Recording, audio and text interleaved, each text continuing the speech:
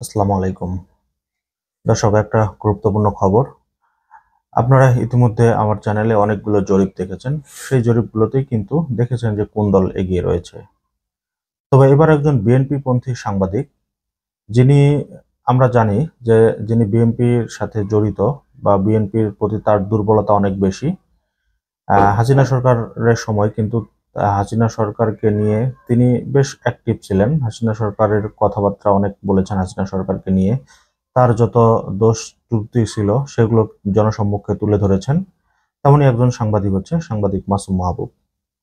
মাসুম মাহবুব ভাই কিন্তু সবসময় বিএনপির কথা বলেন, তারেক রহমানের কথা বলেন, খালেদা জিয়ার কথা বলেন এবং তিনি একটি জরিপ চালিয়েছেন। উনি বিভিন্ন সময় বিভিন্ন চ্যানেলের জরিপগুলো দেখেছেন। সেইখানে দেখেছেন যে কোন দলের অবস্থা কিরকম। তো সেটার উপর ভিত্তি করে উনি নিজেই উনার চ্যানেলে একটা জরিপ করেছেন। সেই জরিপে অবিশ্বাস্য কিছু ফলাফল উঠে এসেছে।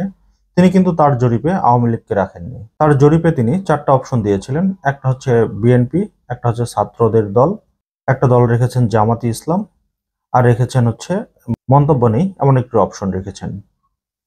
তো অবিশ্বাস্যভাবে হলেও তিনি বলছেন যে আমি এর আগে যতগুলো জরিপ দেখেছি সেই জরিপগুলোতে বিএনপির 10% বা 15%-এর বেশি ভোট কাস্ট হয়নি। এবং তিনি এটাও বলছেন যে বিএনপির জনপ্রিয়তা তাহলে কি দিন দিন ফল্ট করছে?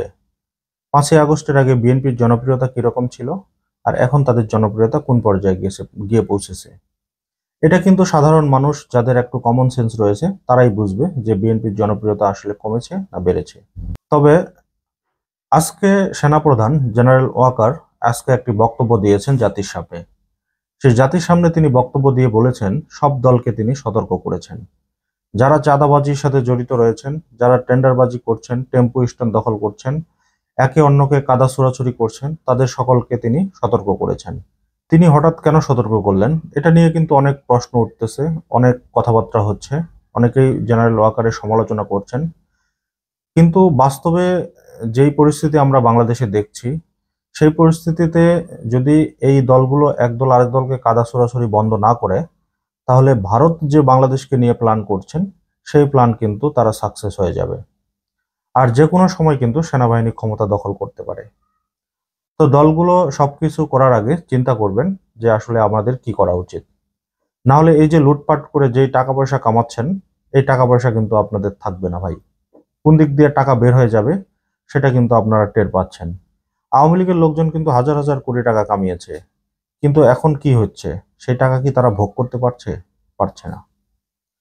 তো এইসব বাদ দিয়ে এখন আপনারা জনগণের কাতারে আসেন, জনগণের পাশে দাঁড়ান, দেখবেন জনগণই আপনাদের মাথায় উঠায় রাখবে। তো মাসুম মাহবুব ভাই যে জরিপটা করেছেন সেই জরিপে কিন্তু এবারও দেখা গিয়েছে যে জামাতে ইসলাম জয়ী হয়েছে। ওনার জরিপে প্রায় 40,000-এর মতো মানুষ ভোট দিয়েছেন। সেখানে জামাতে ইসলাম 72% ভোট পেয়েছে। ছাত্রদের দল যেটা ছিল তারা ভোট পেয়েছে 10% এবং বিএনপি ভোট পেয়েছে 11%। আর আমি ধরেই নিলাম যে যাদের কোনো মন্তব্য নেই তারা হয়তো আওয়ামী লীগের সাপোর্ট করে বা তারা কোনো দলকেই সাপোর্ট করে না। যেহেতু তিনি আওয়ামী লীগকে রাখেননি সেহেতু এখানে আওয়ামী লীগের কোনো ভোট কাস্ট হয়নি। তবে এই জরিপগুলো শুধুই একটা জরিপ। এই জরিপ নিয়ে আসলে জাতীয় নির্বাচন চিন্তা করা ঠিক না। যদিও আমরা এই ব্যাপারটা নিয়ে জাতীয় নির্বাচন চিন্তাও করি না।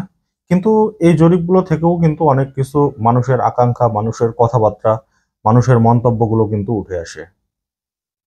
মানুষ কি বলতে চাচ্ছে না চাচ্ছে এই সোশ্যাল মিডিয়া প্ল্যাটফর্মের মাধ্যমেও কিন্তু এই ব্যাপারগুলো উঠে আসতেছে।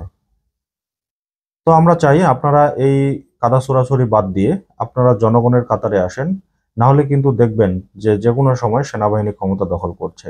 এবং যারা আপনারা এখন এই টেন্ডারবাজি, চাঁদাবাজি, ভূমি দখল, কাদা ছোড়াছুড়িতে লিপ্ত রয়েছেন তাদেরকে কিন্তু চরম মাশুল দিতে হবে। এবং ভবিষ্যতে কিন্তু আপনাদের ডাকে কিন্তু আর সাধারণ মানুষ নামবে না।